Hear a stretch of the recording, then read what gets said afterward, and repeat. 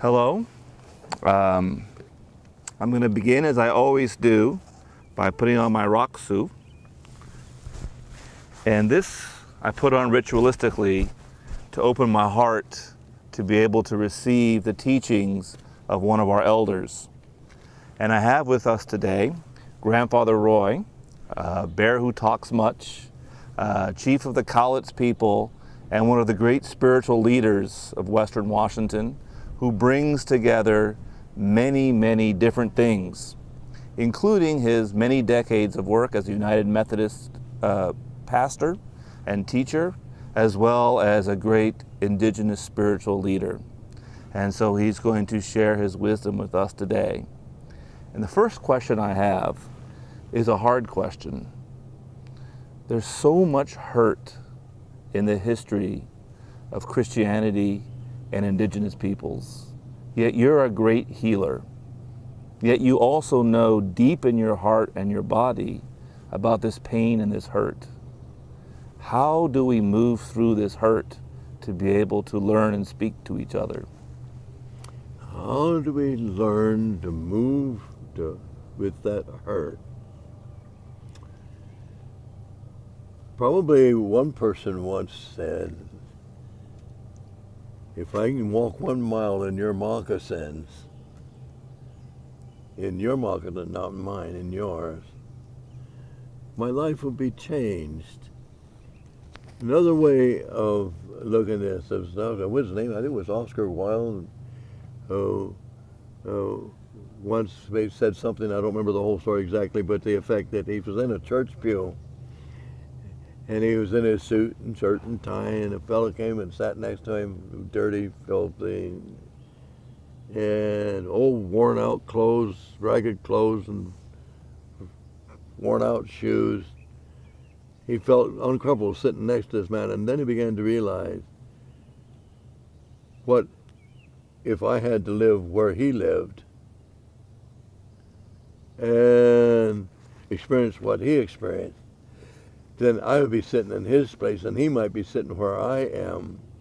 And I began to feel that he was my holy man next to me. Those aren't his exact words, but that's the essence of what he was saying.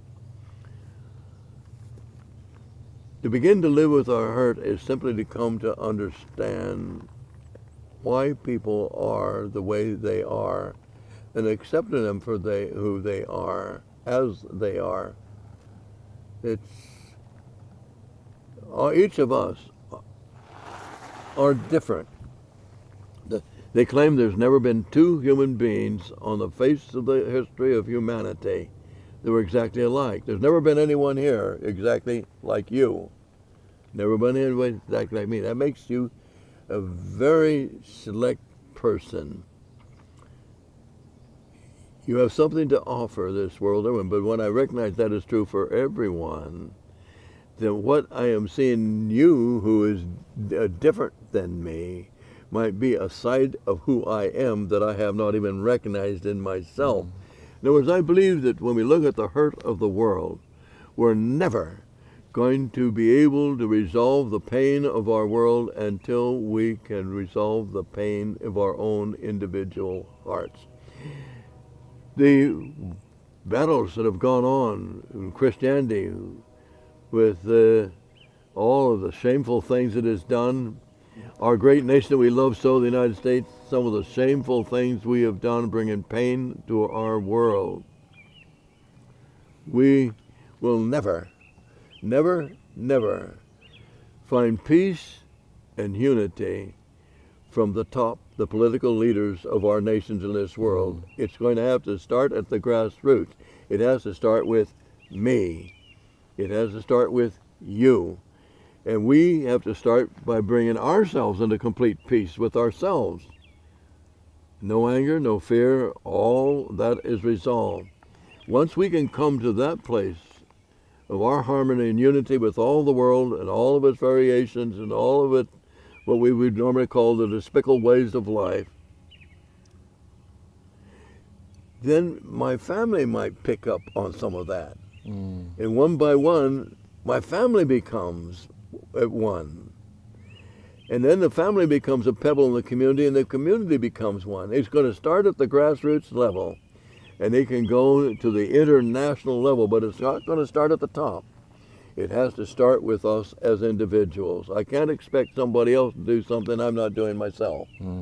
So when I look at the 1000 AD and the terrible, shameful things that the Christian church did in slaughtering many, many people, and many other things that we have done in other times in history, I can't get hung up on what did happen, but I must live in the now. This is important. The past and the future are not a reality. The only reality is this now. There's never a moment in my life that won't be now. It will always be now. If we get hung up with the hurts of the world, that's because of things that have happened in the past.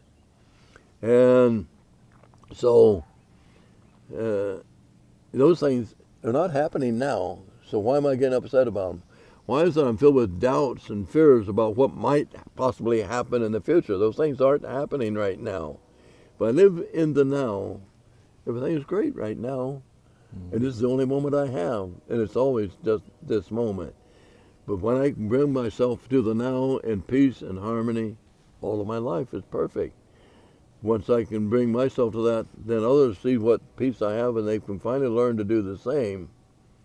We can bring peace to our world. We can eliminate the hurts and the pains of other people's actions. So what would you say to somebody who said, I'm trying to become at peace with myself, but I recognize that I live in a land in which the people who were there first, we've hurt them so much. Yeah. How do we first begin to speak to these people? How do we create a space in which we become really sensitive given this history? Okay, once again, I'll come back to what I was just saying. As long as we are looking at the hurts, the things that they have done, we're living in the past. Yes. Those things aren't happening right now. Yes. So when I say to them, live in the now, is that happening? Those things that you're all upset about what the church did to Indian, or even the United States government did to Indian people in the past, we're in a different age now. Those things are not happening right now. So let's live in the now. What can I do in the now? What can I accept in the now? Live in this moment to the fullness of my potential for the good. It's not that I'm not aware of the past. It's not that I'm not planning for the future. I'm just not dwelling there. Yes. I'm dwelling here in the now. I'm living in the now. I believe that if we want to look for the bad things that will happen, we don't have to look very far. History is full of it. The future has the potential for much of it. But we're never going to bring resolution to that view, and I'm talking about this individual that's raising that question. We're never going to bring resolution until you can not dwell there. Let that go. Let it go. We're sitting here and we're talking right now, and this is our world. We can enjoy it to its fullest. As long as we're doing that, it doesn't matter what happened in the past, what's going to happen in the future. We will project this into our future, for the present is becoming the future. Put it this way, there's an old adage, as the twig is bent, so the tree grows. Talking about the child. The way you train a child when they're a youth is the way they will become when they're adult. So the way I would bend the twig of my life in the now by living in the now at peace with myself and my world, or the way you, who are asking me how do I deal with these paths, when you do that and live it in the now, you're bending the twig of your life into harmony and unity. It doesn't matter what's happened in the past. Oh yes, we are aware of it, but we don't dwell there. That's very powerful. To my Zen ears, that's also very Zen teaching, really beautiful. Good. You've written in the past very powerfully about a theology of liberation for indigenous peoples. Yeah. Could you talk about that, please? Well, I believe that true liberation for the oppressed will only come when we find liberation for the oppressor. Once we find liberation for the oppressor, there will be no oppressed. We don't need to work with liberation for the oppressed then.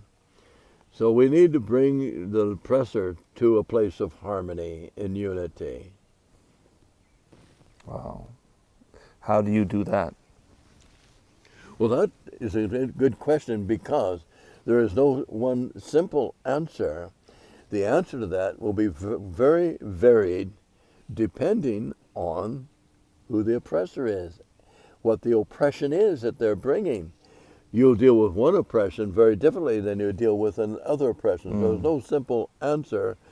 The only answer that I can give is walk in the Spirit. Flow with Spirit, with the spirit of love and harmony and unity.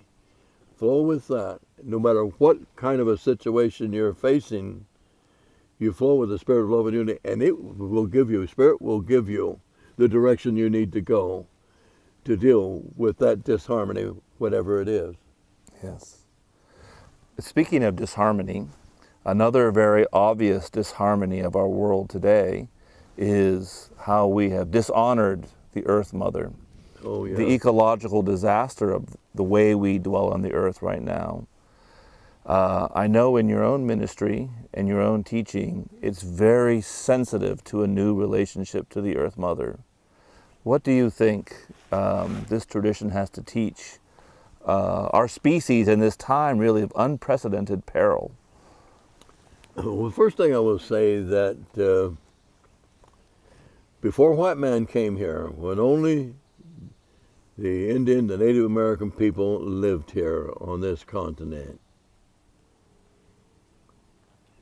we saw the Earth Mother differently than the white man. The white man came here and saw this as a wilderness. We still use that term today, the wilderness or the wildness.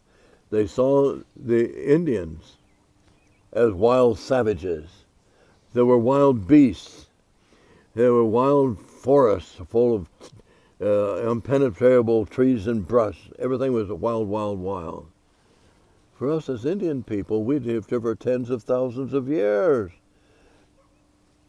It was harmony. We saw nothing wild about all that. The Wild West never became Wild West till the white man got here. We will lead the world, or maybe I'll just put it this way, our country, our nation, back to an honoring of the Earth Mother when we begin to show honor to the ecology, the Earth system. Another way of looking at this,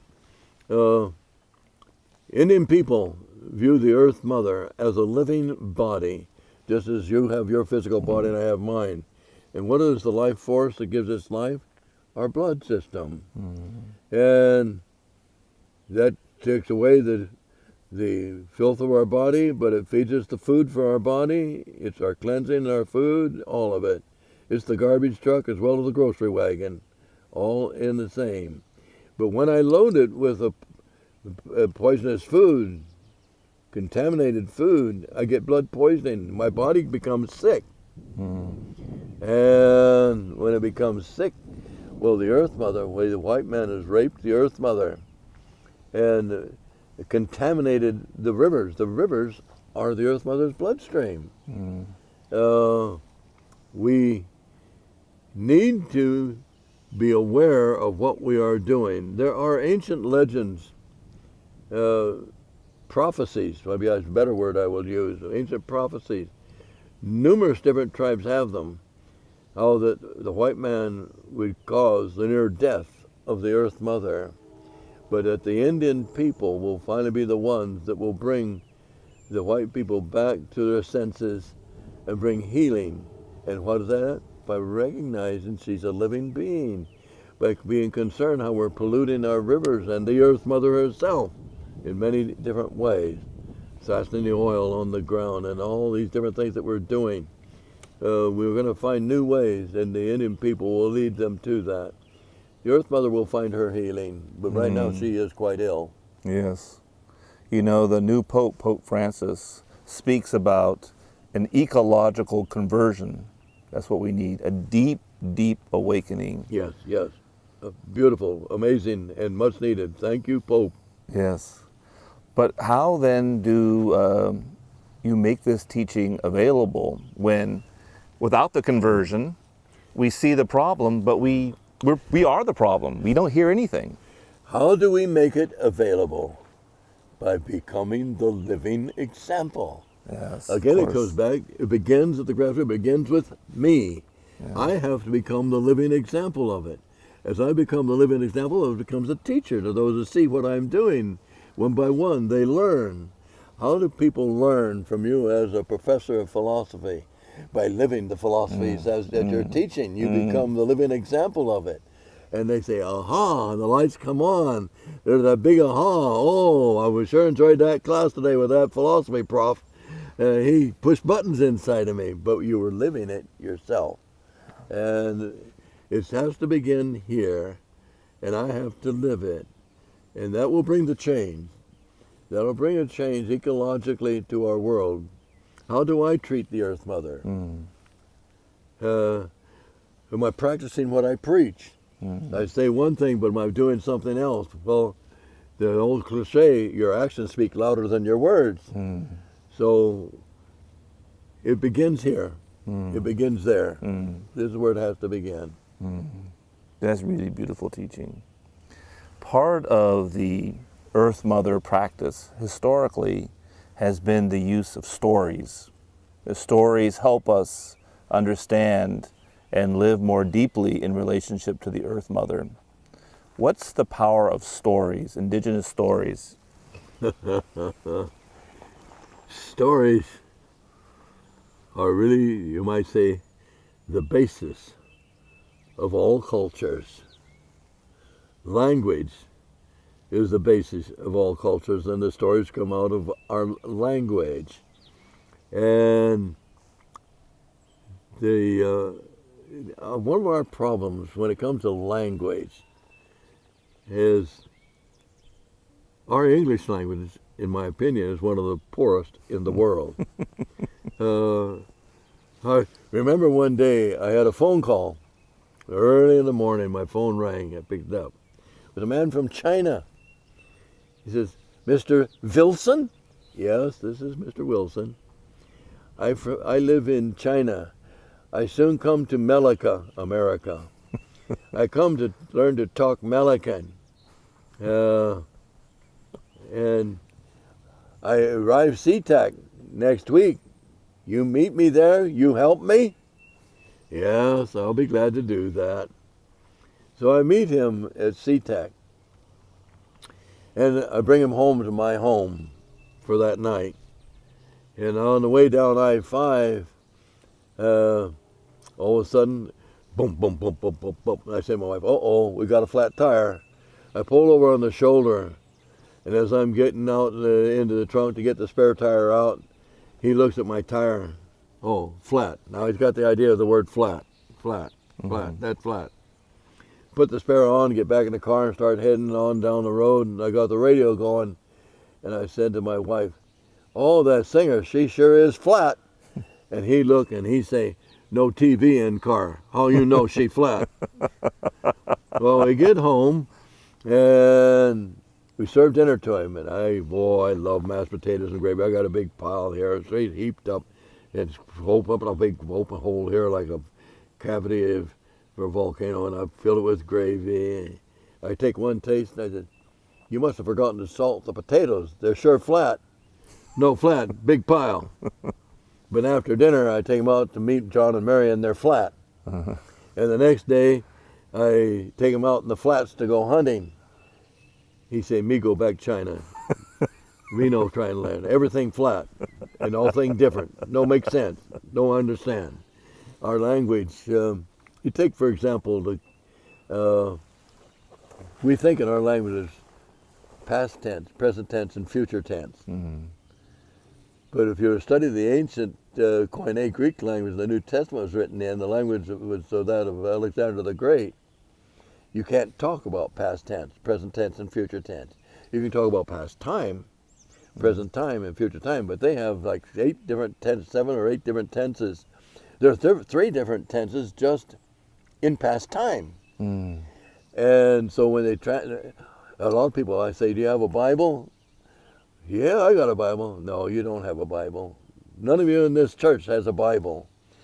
Open it. Well, they say it says Bible on the front. Yeah, open up to the fly cover on the inside. It doesn't say King James Version of the Bible, Revised Standard Version of the Bible, Moffat Version of the Bible. The thing is, there are many different versions, and we cannot translate out of the original and get a good, accurate one. Because you take, for example, with everything in the original, in past time, 3 different tenses: the linear tense, the punctiliar tense, and the other tense. And the difference between the punctiliar and the linear: punctiliar says this happened and that's it, never happened again. Linear says it happened and it's still happening. But in our English version, it just says it happened. It doesn't tell you that other part. So you're not getting the whole story. Our English language is a very poor language. But we can find ways to communicate. And that's what we have to work at, is to increase our art of communication. We may have to try and say it a dozen different ways before we finally get pushing the buttons and the ahas and say, oh, that's what you're trying to say. One way, it doesn't make sense, and another, but all of a sudden, this way pushes the buttons of all the others and say, oh, that's what you're trying to say. And language is a key part of this whole problem. Yes. So, given that the stories, number one, oh yeah, stories. That was the question. Stories. Yes. But the stories, they you take the stories we have, for example, public school, elementary school, secondary school. When I was taught the history of the United States of America, and the history of the relationship of Indian people and the white people, I'm reading stories. And those stories establish the way we people think in this country. But if I read the history of those same events written by Indian people who experienced them, you wouldn't think it was even the same event. It's a different story. But those stories establish the culture of the Indian people and the way they look at life. And the other stories establish the culture of the white people. Stories are very fundamental in creating culture. Yes. And culture is the life of a people. Yes. So how do you share that culture? Because when people hear the stories, they're missing some things. Number one, it's in English, so that's loss number one. Number two, they don't have the cultural context, so that's loss number two. But loss number three, they need these stories. These stories belong to the land, and therefore they tell us who we are. Maybe, notice I'm using that word maybe. Yes. Maybe the answer to that is not get hung up on only sharing one set of stories, but share all the different stories, showing the differences and the similarities, and defining the harmony in all of those stories. I think that's what we have to do. We have to be ready to present all of the different versions. Reminds me, I've been the storyteller in my tribe for many years, telling the old ancient legends that our ancestors told. Back in the 1980s, the tribal council said, Roy, if you don't put those in printed form for us, when you're gone, we'll lose them. Well, I had stories there that some of them were copies of what I found that some of the early people who had entertained the Indian people, and the word I want to use. Yeah, like the anthropologists. The anthropologists and all, and interviewers. Yeah, interviewers. I had copies of some of those that I've collected and put together, along with hearing some of them from the old long hairs. They've been dead for many years, but when I was young, there were many of those who were more comfortable talking Indian than English, but they told their stories. So I published the book, over 400 pages of just Cowlitz legends. Well, here are some of these legends. I have 2 or maybe sometimes even 3 or 4 different versions of that legend. And some of these were told to the interviewers and anthropologists back in 1925, 26, 27. And they were all at the same period of time and the same legend. But look at the differences between them. And so I don't just tell one, I tell all of the stories. And then say, now we look at all of these stories, what do we see as what is that story? I think it is the stories of American history, Indian history, the same events are all. We need to look at all the stories. Yes. And then see what we feel is the real story to be told. And so maybe I need to look at not only my Indian stories, but the Buddhist stories, the Muslim stories, and the Jewish stories, and the Christian stories, my Indian stories, about the Creator or God or the earth or whatever. Look at all of these. Look at their stories, because their stories create the culture. Where am I, Michael? My culture has changed. Is it a white culture? Is it an Indian culture? A little of all of it there. Some people ask me, can you compare the American white dominant culture with the Indian culture for me? No, impossible. Why? Because there's no such thing as the Indian culture. Now, on the face of the North American continent, there's some 10 major Indian cultural areas. The cultures are many cultural differences between the Plains Indians and the Northeast Coast Indians, or the Northwest Coast Indians, or the Southwest Pueblo Indians. But what if I want to look at the trans-Indian situation, at all of the cultures, and look at the similarities and the differences? Oh, how rich makes life. How rich it makes life. I get the fullness of life then. Yes, yes. Speaking of the fullness of life, in a very full way, you've brought together in your life 2 stories that did not go well together historically. Indigenous way of living life and Christian way of living life, especially the Christianity that came to Turtle Island, to this continent. Your whole life has been to experience the pain, but also the deep beauty and bridge making. How would you describe that difficult but powerful path in your life? But that old experience in my own life. Maybe I need to repeat what I said in the Longhouse a little earlier today. Yeah. When I was a boy, I may be retired United Methodist clergy, but I was not raised there. I was raised in a very, very, very fundamentalist Christian home, where the Sunday school teachers, when I would say, but the old shaman would say, and the reason I could say that is because my father was a member of the tribal council. Though he was a fundamentalist Christian, Dad was in it for the politics in the tribe. He would have nothing to do with the old traditional Indian ways, because that was a fundamentalist Christian said, you're going to go to hell if you do that. But when he'd be in the Cowlitz tribal council meetings, I would be rounded up by the old tribal shaman with the other boys, and he would teach us the old Indian ways, the Indian culture, the Indian teachings. Well, that was always on a Saturday when men had their tribal council meetings when they were off work for the weekend. The next morning on Sunday, Mommy and Daddy would take me by the hand to Sunday school.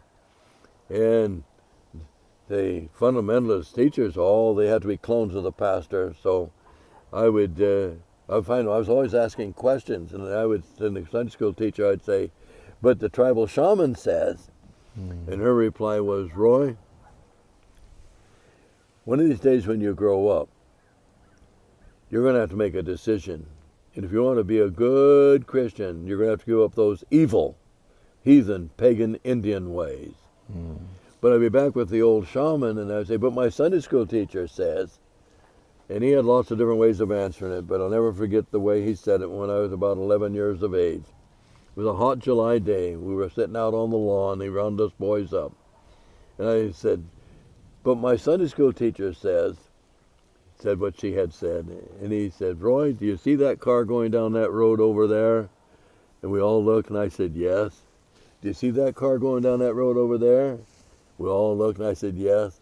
Tell me, can that car be on that road the same time it's on that road? Well, no. How absurd. No.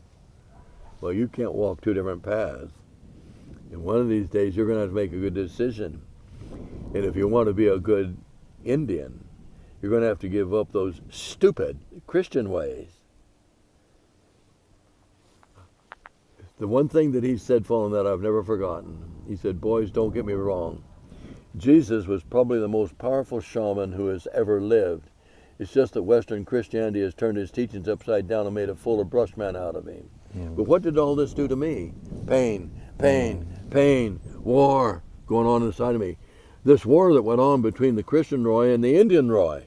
One or the other is supposed to die. And neither one of them wanted to die. And so I had a war going on. I skipped the second grade, went from first right into third grade. I didn't say that earlier today. And then I was in the seventh grade when Pearl Harbor was bombed and World War II broke out. And it was junior high, senior high combined.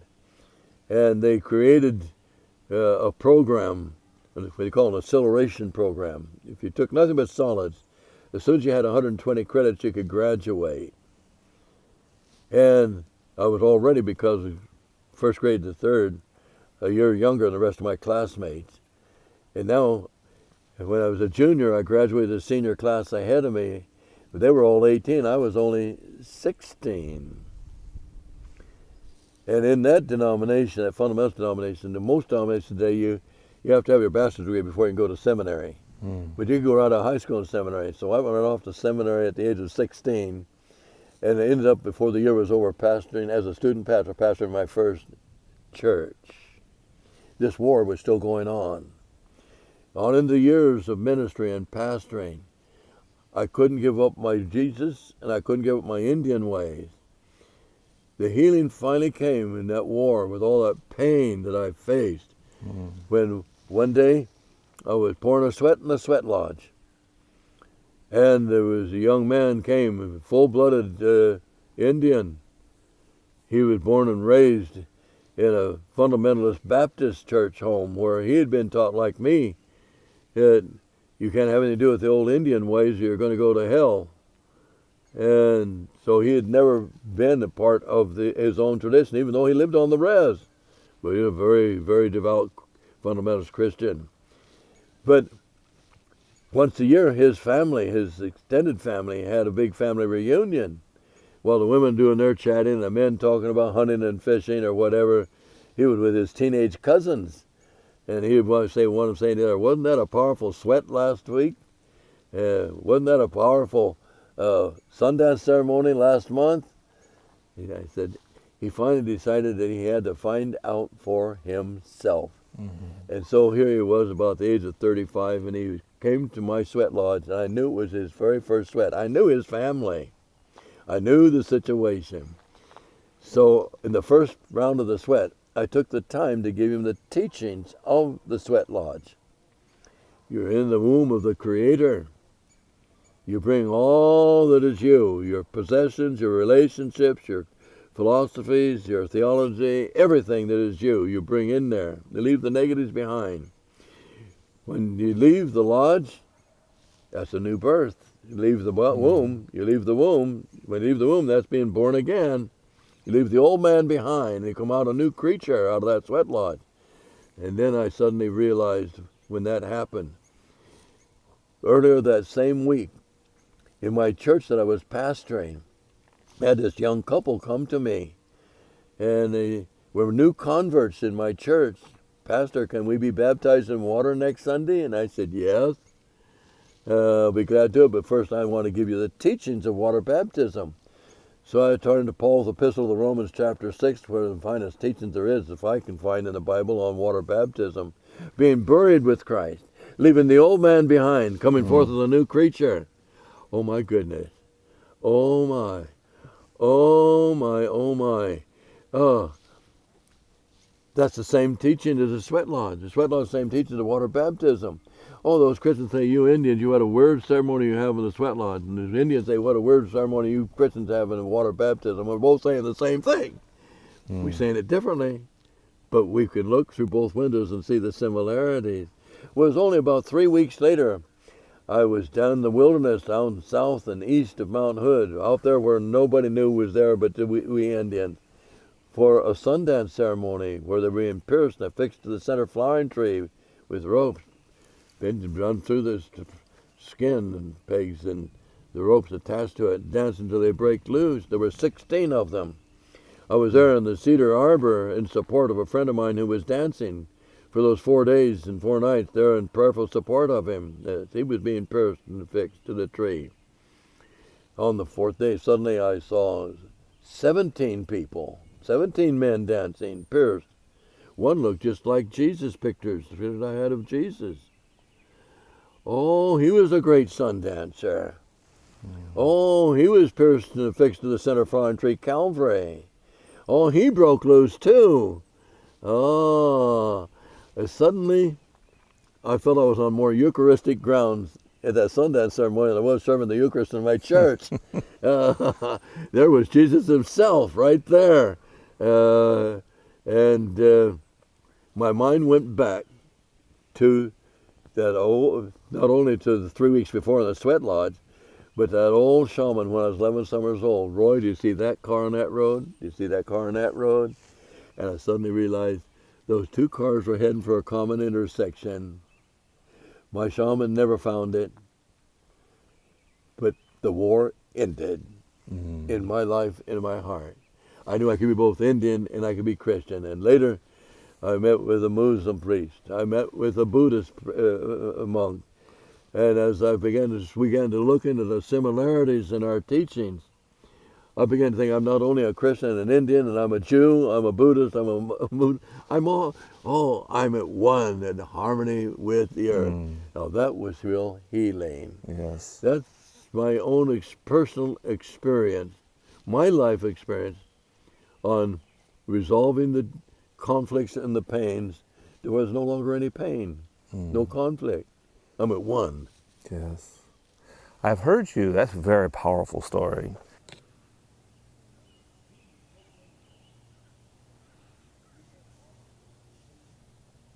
So you've been speaking about what you call spiritual law. Can you tell me about spiritual law? Oh, yes. Okay. I believe that one of the things that we need at this day and time in the history of our world is to come to a new understanding of what I'll call spiritual law. And now, when I look at that, first thing we need to realize, as I see it, there are 3 different things that we can do with law.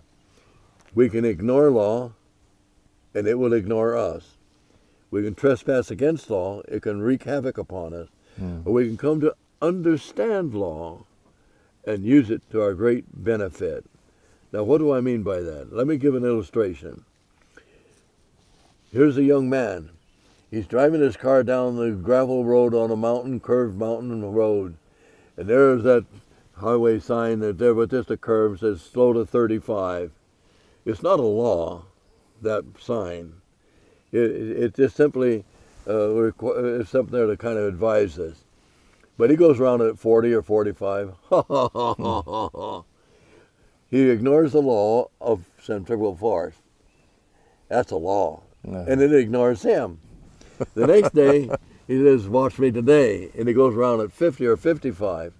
He trespasses against the law, and it wreaks havoc on him as he goes over the cliff to his death and destruction. Or coming to understand the law of centrifugal force. I'm talking about physical laws now, rather than spiritual, sociological, economic laws. They're all there. But the Columbia River is cascaded through its gorge for tens of thousands of years. What percentage of that time have we had electric light from it? But somebody came up with the idea of pouring a concrete dam across there and put in dynamos that operate on the principle of centrifugal force, and they lit up the darkness of our world. Now that's physical, but I can look at it, understanding the spiritual laws of faith, spiritual laws of love, these love. Do we light up the darkness of ignorance and bring new light to our world, getting rid of the pains and the hurts we've been talking about? Oh, we not only light up the darkness, but then we found the power to run great manufacturing places and raise the socioeconomic standing of all of our nation. Spiritual. But then what is the law? And this is another thing we need to really begin to research and work on. I've started working on the book for a number of years. I'm still in the infancy of it because I've still got a lot to learn myself before I can really write on it. But I find Paul the Apostle talking about the law of faith, the law of love. What is the law of faith? What is the law of love? I may recognize there is such a thing, but I don't understand it. So how can I harness it and use it if I don't understand it? Well, faith, I was talking about that earlier today in the Longhouse, but I'll take it a little differently here right now. Faith, the thought I want to express here. As it relates to the spiritual law. Yeah, the spiritual law. Oh, yeah. What is the opposite of faith? Well, a lot of people have all kinds of things to say, and I've come to the conclusion the opposite of faith is fear. Now, one of the things that helped me to come to this was, I remember when my kids are all in their 60s now, but my daughter, when she was elementary school, she came home from school one day, and they would, in those days they were just beginning the teaching of the new math, and she was having trouble understanding some of it, and so I was helping her day after day, and then she brought her girlfriend, and pretty soon I was, after school, almost her whole class was in my church office so I could help them. I asked them, why don't you ask these your teacher these questions? We do, but she says, find out for yourself. I wonder what I'm paying my taxes for a teacher wouldn't teach. But I had to go to the university and take a class in this new math to understand. But one day, it was real simple. Even those kids should have been doing it because there were word questions. And it was on what they called the number line. And at the top of the page of their textbook was this line, and a hash mark with a 0. And then the plus side and the minus side. And the plus side, hash mark 1, 2, 3. And they were numbered 1, 2, 3, 4, 5, 6, 7, 8. And the minus 1, 2, 3, 4, 5, 6, 7, 8. And then came the question. One of the questions was, Mrs. Smith called the grocer and asked for 3 dozen apples to be delivered to her house. The grocer went to his apple bin and he had 1, 2, 3, 4, 5, 6 apples. 7, 8, 9, 10, 11, 12, 36. Oh, minus 30. Oh, both the negative and the positive work on the same principle, the same law. And then at that time, I heard talking about faith. What is the law of faith? And all of a sudden, Jesus said, as your faith is, so be it unto you. Is it 7 faith, a 10 faith, a 20 faith? Proportionally, according to your faith, it will be unto you. But I still hadn't hit this thing of fear on the other side. It came a long time later. I was still struggling. What is the opposite? Oh, I heard a lot of people tell me different things that they had. It's the opposite. It wasn't until I all of a sudden saw another scripture. It was in the story of the book of the story of Job. And I sometimes argue with God, and I always lose my argument. But I was upset with God over that story. But it said this man Job was a perfect, upright man. But now he allows Satan to have his kids all killed and all of his camels stolen, his cattle stolen, and he loses everything. He's on the hash heap, scraping the boils, and his wife is saying, why don't you curse God and die? Is that the way God allows somebody? Is that justice? God's an unjust God. I was upset with God for allowing Satan to do that to Job because that wasn't fair, it wasn't just. And how many times I'd read that book and missed it until one day it was close to the end of the book, and all of a sudden I saw it. Oh my goodness. And Job said, as Jesus said, as your faith is, so be it unto you. Job said, the thing that I have feared has come upon me. He brought it on himself with his own fear. And so I want to learn more about the spiritual law of faith. Then I'm going to have to deal with the negative of that, with the fear. And maybe I can just begin now in Faith 101. I'm nowhere near finding the whole full answers, but I'm beginning to see the step towards a law. If I can learn that law, understand it, and harness it, wow, the world is mine. So it is with the law of love. Take spiritual, any spiritual concept, and to declare that as a law. Now, what is that law? As a law that I can harness, that I can use for the benefit of my life. Oh, maybe if we as Christians, Buddhists, Indians, Muslim, and all of our religious traditions could come to a new understanding of what I'll call spiritual law, which I think all of us are basically ignorant of. That we need to band together and start talking and sharing and finding this, that we could find the harmony and the healing for all the pains of this world. I hear you. You know, in my tradition, the translation of law is dharma. Dharma is very fundamental. It's all about the dharma. Yeah, but that's law. It means law. Yes. So why don't we conclude with one final question? You're almost 89 years old. You have this beautiful new longhouse behind us, this beautiful new library that you want to be the largest collection of indigenous literature in the world. What a great goal that is. Given all the similarities that you find in this, was once a war inside you, now you found peace and you found the harmony. But I've also heard from the indigenous perspective, you have some pushback. You have some pushback. The indigenous ways have some very important things that teach Christians. Yes. Some really important things. What's the most important teaching that you would say from an indigenous perspective for Christians, or really for any of us pilgrims? What from your tradition would you want to leave us with? What really challenge you have for us? I would say that at this moment in my life, my perception as I see it is that the most important thing that I can leave with everyone is to accept who I am, accept who you are as the Creator brought you into this world as being different from me. Don't try and be like me. You'll be a failure. Be who you were supposed to be, and learn to accept everyone as different as they might be from you, as being here for who they are supposed to be. Learn to accept yourself and others, that we might become one living spiritual organism collectively. That's a really beautiful teaching. Grandfather Roy, it was a great joy to spend this time with you, to learn from you, and you've made this a better world for all of us. What a joy to meet you. I'm Thank looking you. forward to meeting you more and learning more from you. It's all happened. Thank you so much. Thank you. Thank you.